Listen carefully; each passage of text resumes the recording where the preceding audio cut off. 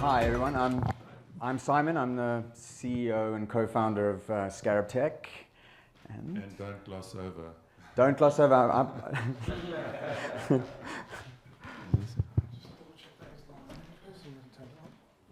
Yes, you can. Is it good? Yeah. Okay. Would you like to introduce yourself? I thought you weren't going to gloss No, over. I'm going to gloss over. Okay, cool. I'm going to gloss over it for Right, now. And I'm Craig, the COO of Scarab Tech now.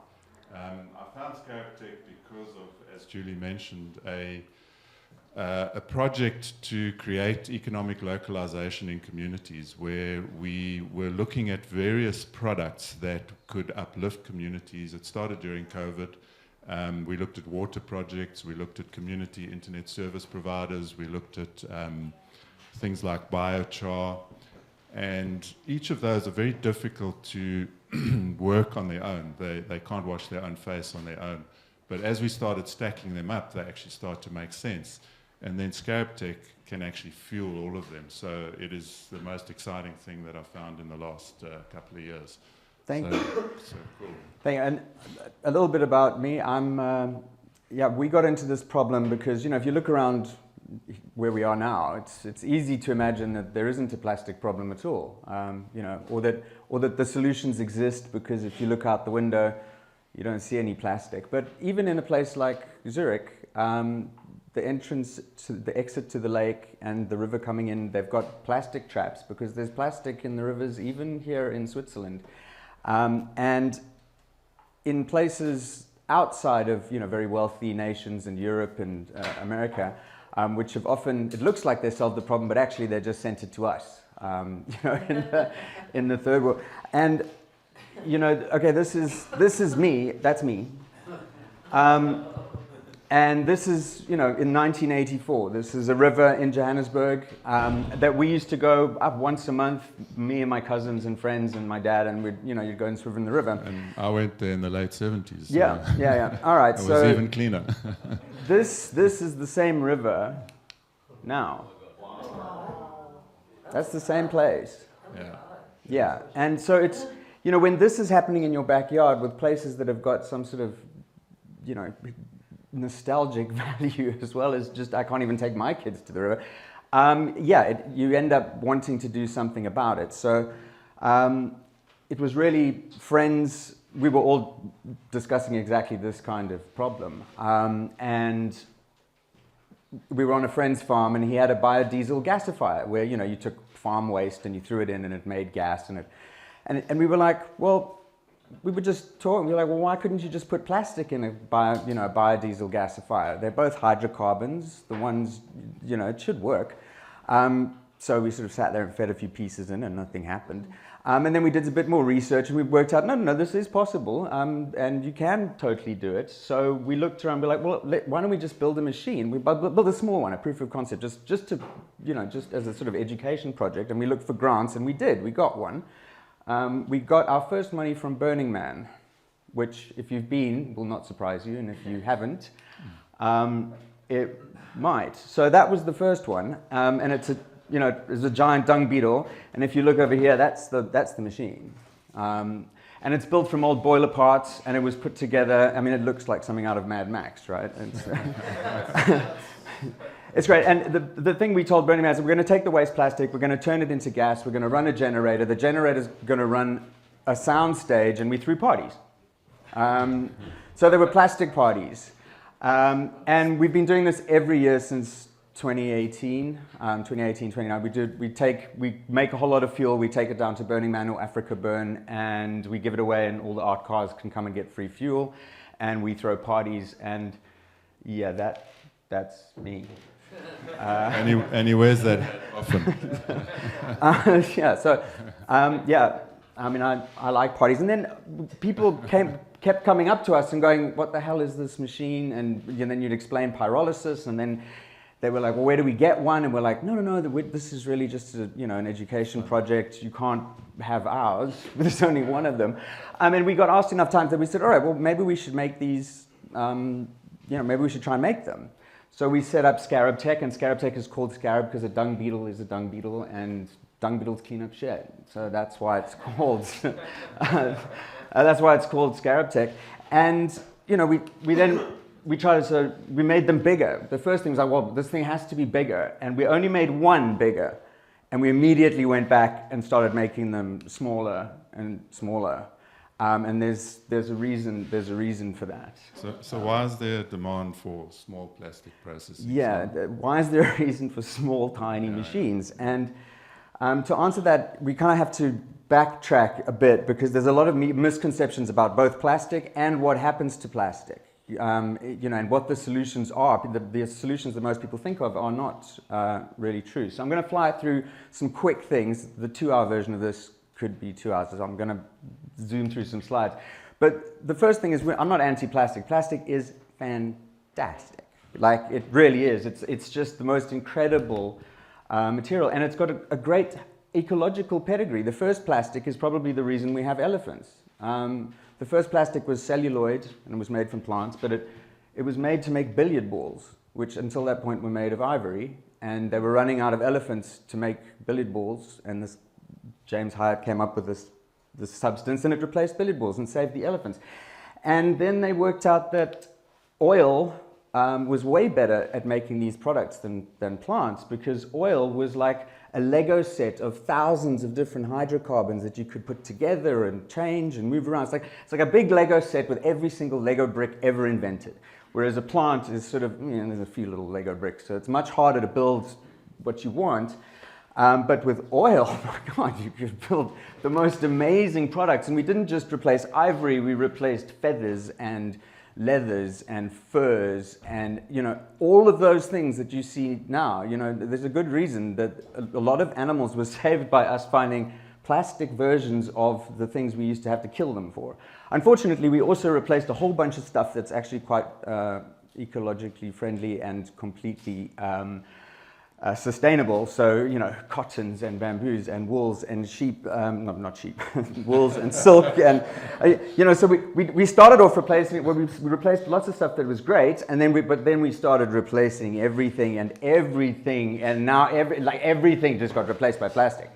And yeah, I mean, there's a good reason for that. It's unbelievably cheap.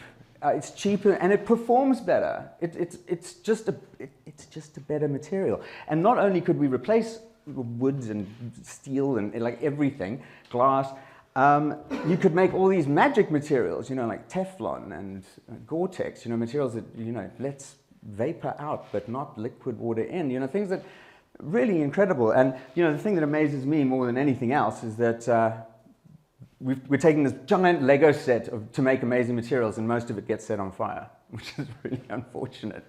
But plastic has one huge problem, and that is it lasts way longer than we need it to last for most of the things that we make. So, you know, we've made plumbing that'll probably last 1,000 years, longer than sort of old Roman plumbing. But we've also made nappies and cigarette butts. They also last 1,000 years. And the plastic spoon and the chocolate wrapper, and like everything lasts the same amount of time. So this is a quick graphic. It's like, this is all the plastic that's ever been made.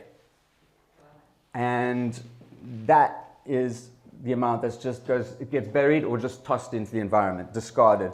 That much is incinerated, and you know, that's what recycling looks like. And this is what people don't believe and don't see, is that that's all that gets recycled. Yeah, and it's worth sort of drilling down a little bit more, but basically we've got this problem. And when we made the first machine, that number was 5 billion in the environment. It's now 6, and this was 240 million tons dumped each year. It's now 364. This is in 5 years. So, you know, in a few years, this is going to be 7, 8. It's stratospheric. And as we know, it's got endocrine disrupting issues, all this plastic and plastic bottles. But beyond that, it's just leaches and chokes ecosystems. You saw that river. It's very difficult to actually rehabilitate a river that's just been completely ruined. And the issue is that the plastic is everywhere on Earth, because every product is either plastic or came in a plastic packet. So the plastic's everywhere. But the solutions are not everywhere. And this is what actually happens to plastic. About half winds up buried. 22 mismanaged, that means tossed in the river. Incinerated, set on fire in the open air usually, just because what the hell are you going to do with it? You can toss it in the river when no one's looking, or you can burn it while no one's looking. Like, those are the options. And here's recycling. Yeah. Yeah. And in the communities we work in, that incineration thing is horrific. I mean, you drive into these communities and there's just fires all Plastic over the everywhere. show, Yeah. with the plastic being burnt. And imagine if we could get them to see that as money, which is what we're trying to do. Everyone to see it as money, because Yeah. plastic has double the energy density of coal, and we still dig coal. It's kind of crazy. But the thing, we're told constantly it's, reduce, reuse, recycle. That's the mantra. It's been like that. Well, reduction doesn't work because plastic accumulates and lasts without. So, okay, you kick the can a bit down the road. Reuse. Okay, cool. Yes, we should do that too. But still, it accumulates, and eventually it gets discarded, and you're kicking the can further down the road. So then the thing is like recycling. That's the one. And recycling for plastic is bullshit. It's just not true.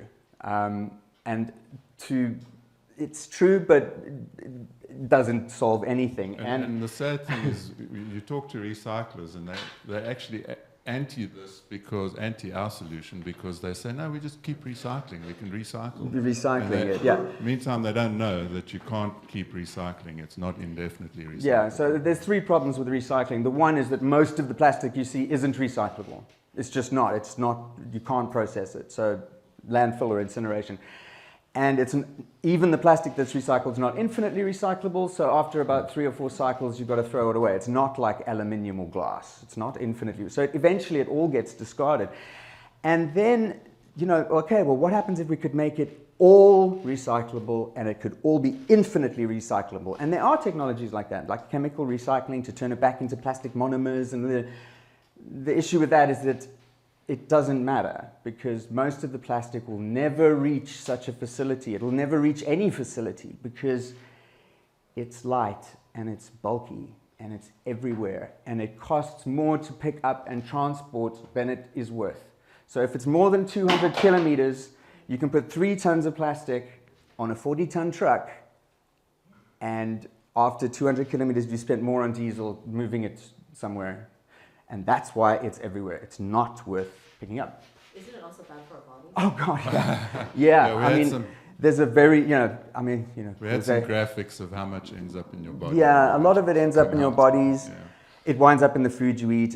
Absolutely, it ends. And it's definitely got endocrine disruption potential, which is probably the reason for the drop in sperm count since 1950. Half, the human sperm count is now half. Autoimmune disease and all sorts of endocrine disruption issues. Yeah. So, we can't just leave this stuff in the environment. So I'm going to quickly, I don't know where the time is. Right, okay. Yeah, so I'm going to fly through. The only other solution is we could make some materials that naturally biodegrade, so we don't have to pick them up and take them to a central facility. And they are materials. These are the plastic alternatives. And the problem is that, okay, here they are. Some of them are not biodegradable in nature. You have to send them to a central composting. So actually that's not a solution. And this one is bio-PE, which is basically plastic made from plants, but it has to be recycled. So those two are out. You're left with more cellulose and paper, PHA, and more glass and aluminium. Those are the current solutions. The problem is the price tag. To just deal with the 360 million tons of waste that's trashed, you're talking $1 trillion in new facilities to make that amount of new material, as well as 55 million hectares of land so that you can grow all the crops to feed this new thing, and a 20 to 30 year timeline. So it's not that it's impossible, it's just going to take time, and we kind of need solutions now. And the solutions now have to be these 3 things. They have to be. Anytime you see a plastic solution that isn't decentralized, it will not work. It has to be carbon neutral, because we don't want to solve this problem and sort of add to a climate change issue. And we need it to be rapidly deployed, so this better be profitable, because we're not going to have international cooperation about these things. We're not going to have new plastic taxes. Maybe we will, but it's going to take forever. But if you have those three things, you might have a solution, or at least part of one that you can do immediately. And it cannot be that. It just can't be massive and centralized and subsidized. There's a massive one in the Netherlands that's just gone out of business, shut down. Yeah, and there was a huge one in Indiana too. Yeah, they're doing it too big. And they're basically paying trucking companies subsidies to transport this stuff. So it's all subsidized. So it's just, they're basically enormous, expensive and rare. And you need the opposite. So, which comes back to the thing that we made originally, which just happened to be the right size. We just made it small so we could throw parties. But the weird thing is that the smaller you make these types of machines, the more efficient they are, because you're only having to control temperatures of a very small volume of liquid, and you can easily control condensation temperatures. So your thermal control at a small scale is actually better. So we make great fuel. This makes petrol, diesel, and the gases, methane and hydrogen. Those are the products that we aim for. And the fuel's usable straight out of this machine. It comes straight out of the machine. You can put it straight in an engine, a generator or whatever. So it doesn't need to be transported for refining. So it makes everything you need on site. And it takes plastic, and no expensive catalysts. It's easy to make. We've made it sure that it's made of flat steel parts that you can weld together. OEM components. It uses car radiators for cooling, Hyundai radiators or Toyota radiators. It uses car thermocouples, all of those things. And the control system is, DSP stuff, which 10 years ago would have been too expensive to put on a tiny machine like this. It was for very large installations. But now that the electronics to do really great control of tiny machines is not prohibitively expensive anymore. So, and you can put 4 of these in a shipping container, right? And it makes about 500 liters of fuel a day, and 75 kilos of gas. Amazing. 7 minutes. 7 minutes. The other thing is it's carbon neutral. The fuel that you get out of this thing is actually carbon neutral. Why? Because it's eliminating all this transport. So all the transport CO2, and every time you buy a liter of petrol from Shell, it took 2 liters of petrol to get that liter of petrol there. So we're erasing all of that. So when you do that, yes, you make CO2 when you burn our fuels like any other petrol or diesel, but you're saving so much CO2 by replacing the existing system that this actually is, it's carbon negative. That's basically it. And these things are real. So we've been running these in 4 different countries. The one is on a French ship. It's on the Plastic Odyssey. So imagine we could have one on all your ships, Keith. And I just did a sweep of the ocean off Hawaii. Yeah. With the boom behind. Yeah. Yeah. And the amount of plastic. Yeah. It's unreal. So we could turn it into fuel for you, and off you go. Yeah, so the one is, it's on the Plastic Odyssey. That one's, so we were trying to put them on different environments to see what happens to them. The other one is in a mobile unit. This is going around northern Queensland, around the Great Barrier Reef and banana farms and stuff. So it just stops and then processes some plastic and then moves off. And it's in a sort of mobile unit. And that could be on Kia, Julie. But that's coastal. Yeah. There's one in Bangladesh, so this one's in the ocean, that one's coastal. This one is on the Padme River. It's with River Recycle and Practical Action. So this is pulling plastic out of the Padme River in Bangladesh. And then the last one, is us, where we make these machines. We're busy processing CNC waste, from plastic CNC machine operations, all the shavings from Mitsubishi. So we're doing that in Johannesburg. Right. And that's where we are. So we've got these machines, they're out there and they're working great. And now this is where we brought in Craig and his team, because we're like, okay, how are we taking these things? What's the plan? What's the go-to-market strategy for this? Yeah.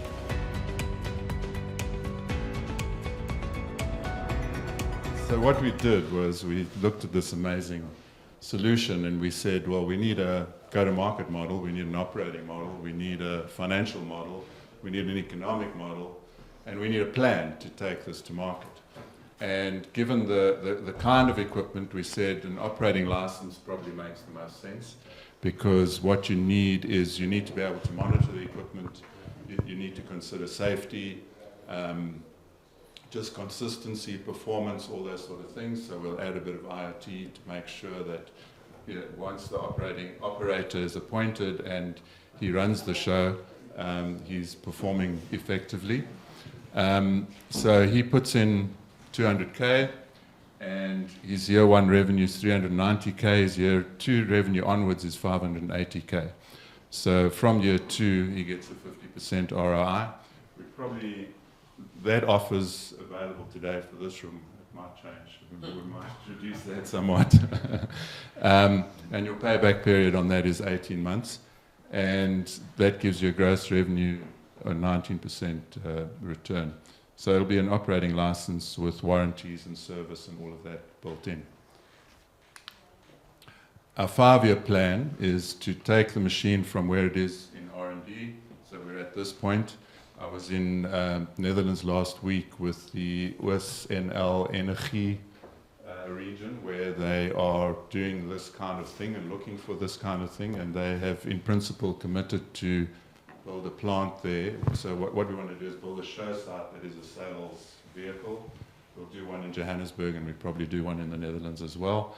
And then we'll roll out from there. Our initial plan was mostly SADC, the South African region, diplomatic region. But the Netherlands are saying, come here first. So money talks, I guess, so we'll see what we do there. So really we want to get to 800 plants across 4 regions in 5 years, increase the beetle production, the actual machine, to 770 machines annually by year 6. The demand, we reckon, is going to way exceed that. We've kept the numbers conservative just because it needs to be believable and achievable, especially to start. But we could have doubled these numbers. And we went through a couple of iterations where we said, no, let's just keep it real. Yeah, I mean, I'll just add to that. I mean, these plants, one of these plants is profitable if you've got 20 tons of plastic, 20 tons of waste plastic. Yeah. And that sounds like a lot, but that's like everyone throws away about 4 kilos a month. So you're talking about any community with 4,000 or 5,000 people to 9,000 people, depending when you... These are small towns or shopping malls or industrial parks or islands small commercial parks. Small communities can basically they can take this huge problem and turn it into a profit center. From a cost nightmare, ecological disaster, toss it in the river kind of stuff. Yeah, so there's lots of locations with that much plastic. So in terms of the 5-year, we'd have 42 million net cash flow from there. So 800 Scarab machines in 4 regions. The job creation opportunity is pretty significant because you've got pre-processing, all the sorting, collection, cleaning, shredding, etc.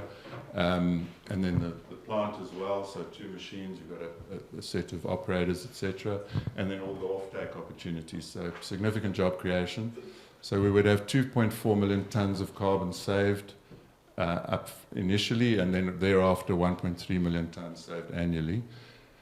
We'd produce 408 million litres of carbon neutral fuel and 228 litres annually thereafter. 65 million kilograms of carbon neutral gas produced.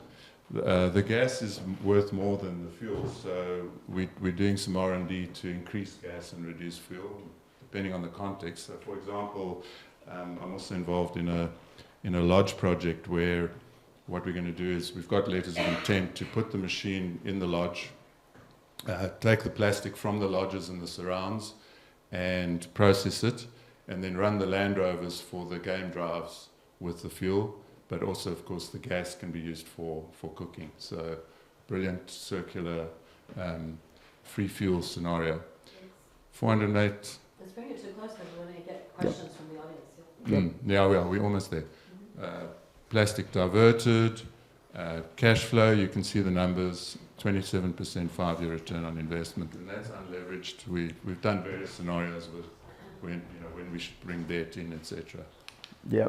So, basically we want to make the first plant, and we need 815K to do that. And then after that, we want to do the first expansion of 10 plants. The Netherlands have said they'll put 300K down to start, and we'd look for match funding for that. Yeah. Okay, awesome, Thanks. guys. Awesome. I really appreciate your comments on how we can help them scale. Fantastic, and I'm all for clean oceans. Yeah. I was just in Bali, and the poor guy was going up and down the beach, raking up plastic. What I don't understand is, you said not all plastics are recyclable. Why is that? They're often bonded. So if you're recycling, say, polypropylene, you have to just have polypropylene, which is shredded and then pelletized. And if it's got even a bit of PVC in it, it doesn't work. But if you look at most plastics, they're bonded together. You know, you'll have a layer of nylon and then a layer of PVC. And then there's other sorts. Well, yeah, that's three different plastics. That's your biggest challenge. That's PET, that's HDPE, So this gets and this recycled is this. easily, that not easily, and that not. And this could be PVC, it could be polypropylene, it's not sure. So this has to be disassembled in order for it to be recycled. Lots of things aren't disassemblable because they're actually bonded together. And the other thing is certain plastics are not recyclable because you can't melt them down. They've got low thermal, like ABS plastic. You can't take ABS plastic and then just melt it and put it back into pellets. And so you know, your computer keyboards and all of that stuff, these chairs are probably, those are probably, those are probably Looks a bit recyclable. like But it's and lots of plastics where you want special properties. So for example, PVC is quite hard to recycle because it's chlorinated. We can't process PVC, but because you start making chlorine gas. But then there's fluorinated plastics, which are very hardy. You can put all sorts of chemicals in. They're super amazing materials. But those also, you know, any processing of that, any heating of those, you start releasing fluorine gas and things like that. So lots of the stuff about half is not recyclable ever. What would it take for like the marine or the shipping industry to adopt something like this and to make it a global standard? I'm in. Awesome. Great. Awesome. Yeah. Woo! But as long as you don't take away from shipping coal. And oil, I guess. No. Why would we? Let's keep going. Lots of Yeah, thank questions. you. We've got Jeremy, and then we have. Can you just tell us a little bit about the IP and how you're protecting this from people who want to copy you? Right, so I can say two things you can probably add on to them. The first thing is that pyrolysis as a technology is not patentable. It's very old technology. It's been used for at least 100 years. I mean, you know, making charcoal is a type of pyrolysis or gasification. So that part isn't. What is obviously patentable is the software that controls these machines, the know-how of like exactly what temperatures it has to be and what the condensation points have to be, and the scale of the different components. You know, these small machines, it's a matter of making sure that the reactor is a certain size with a certain surface area to volume, that the condensation chambers are this big to handle this much. So it's a combination of different things. It's a very specific configuration that can be patented. And how long is it going to take someone else to catch up? No, if they wanted to start from scratch. They could. What we're trying to do is having the machine like we've got in 4 locations around the world is not enough. It's not quite enough. What you really need is, because we give them the machine and then they're like, oh, okay, now we've got to sort all this plastic and we've got to pre-process it so it can be fitted. And then what do we do with the gas and the thing? And then, so actually, and this is where Craig's team has been. The secret sauce here is not just the configuration of the machine, but getting it's not just the operating machine. model working, it's the operating model. getting the supply and the offtake working. And we've recognized that there are different contexts. The game reserve one is quite easy. The shipping one will be completely different, you know. So, but we'll collect plastic and put it on the ship and process it. And you want the operating model to be so profitable for the operator that it's not worth them making a machine. Just take ours. Yeah, but the Chinese will try. Yeah. There's enough plastic. I think we have Ben Gibbons next, and then James after that. Thanks.